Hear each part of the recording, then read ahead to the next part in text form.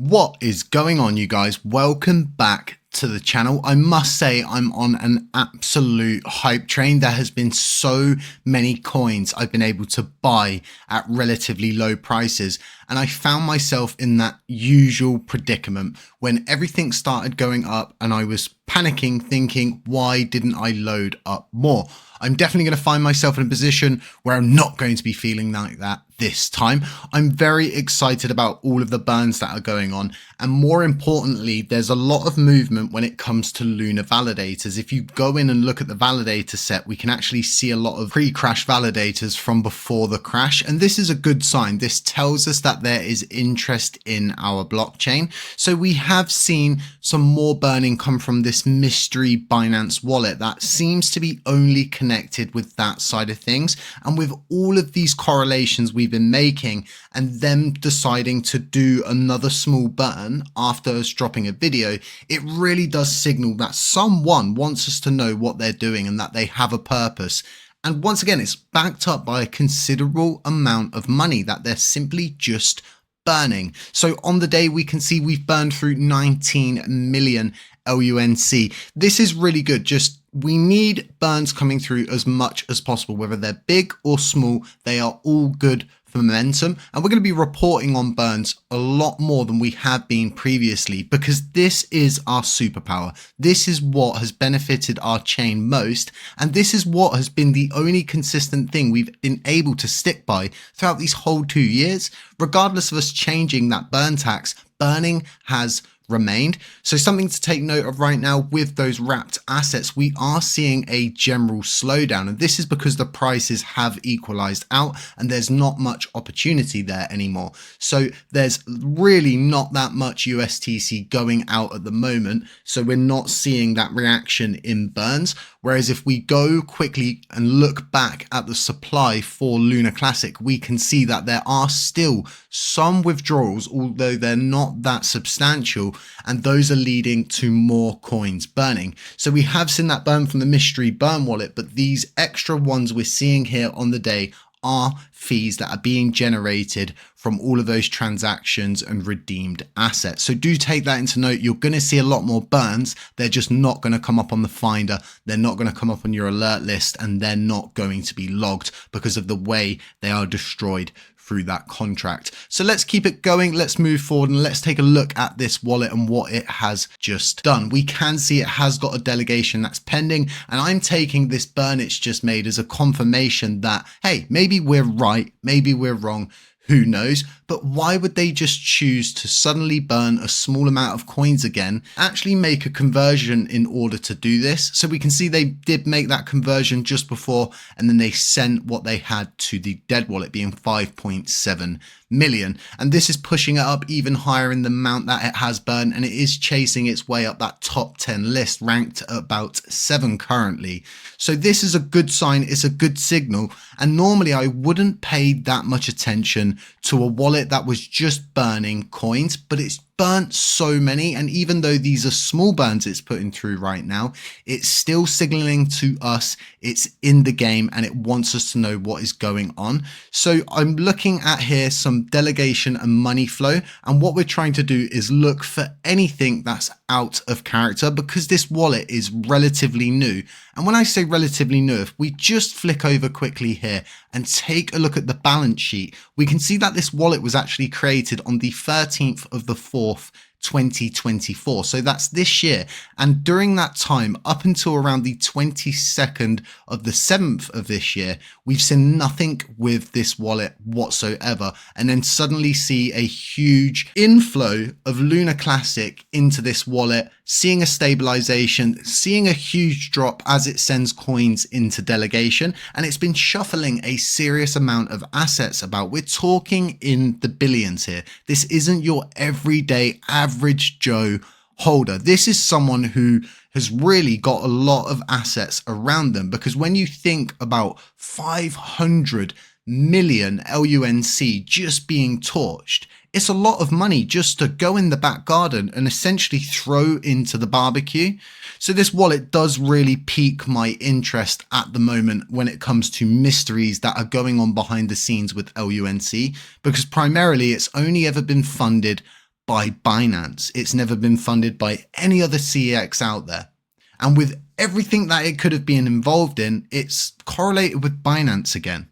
So this is around 5 billion we've seen in funding come from this wallet, and the only other places that it has been funded from is these two wallets here. So if we just track over these lines, we can see that 32 LUNC in total has been sent from this random wallet here. And then we can also see around 1,000 LUNC has been sent from this wallet here. These are relatively new transactions and they didn't show up in the previous video. So it's good to see it's trying to create some kind of picture for us. And hey, maybe over time, we'll start to get interconnections between these wallets as this tool allows us to see. We can tell that these two wallets here have never ever communicated with each other. So whoever's doing this is very organized. They've got a very strict method on how they're handling these LUNC coins. So the 5 billion you've seen there is mostly locked up in delegations, and it's delegated out to many different validators across board. And we can see this reflected on the right hand side here with this red arrow showing us that 4.93 billion of that LUNC has gone into the staked coins pool module. Just taking a look quick here at the swapping module, we can see that it communicates quite a lot with it and it makes consistent transactions, sitting at around 21 million that it's actually made in swaps for LUNC. And if we just peep up here at the dead wallet being that burn module, we can see that it's sent around 532 million LUNC in total. When you put a dollar value to 532 million LUNC, it's a considerable amount. And there's just no entity out there that we know that would do such a thing without having a project purpose or some kind of way that they would benefit from publicizing it. Instead, we've got this very cold, shut, tight, silent mystery burn wallet that is becoming very reactive to what we are doing here on the channel. So speaking of transactions and speaking of burns and all of these ins and outs, I just want to take a second to thank Margex for sponsoring the channel this month. If you're looking for a platform that offers you the freedom to trade without the hassle of KYC, Margex has got you covered.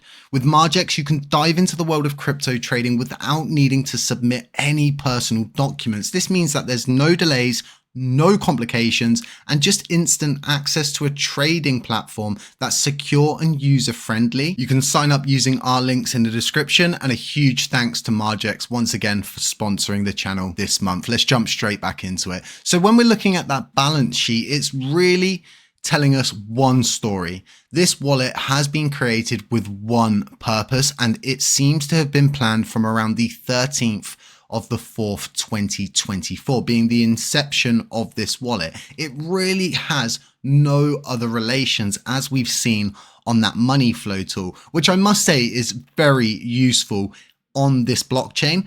When the chain inevitably did crash, what happened was TFL actually went through and systematically had Lunar Classic removed from things like BitQuery, which provided money flow tools. So us actually developing these tools and bringing them forward has been a godsend. It's something that we use and utilize every single day. And something else we've done is actually built a LUNC bot, which is connected to a new Telegram group that I've created. And I'll leave links to that in the description. And that keeps you up to date on the second when burn notifications or supply changes come through. So let's take a quick peek here at the total amount that we have burned and how it's looking in that last 7-day window. So we're sitting at that 1.33 billion LUNC burned, and we're going to see Binance burn on Sunday. This is going to probably put us in the $2 to maybe $3 billion range. Depending on how much Binance actually burn, we could be setting a new record for that 7-day window. So we'll definitely check back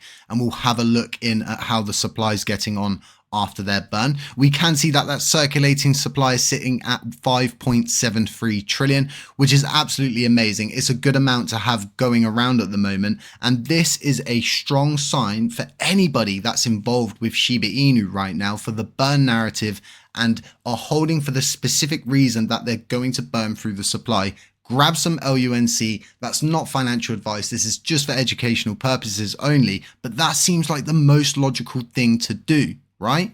Right, so let's go and take a look now at the almighty Shuttle Bridge wallet. This is going to be your 90-day notification. That is around the window we have when it comes to these assets possibly burning. And the more that stay on the shuttle, the better.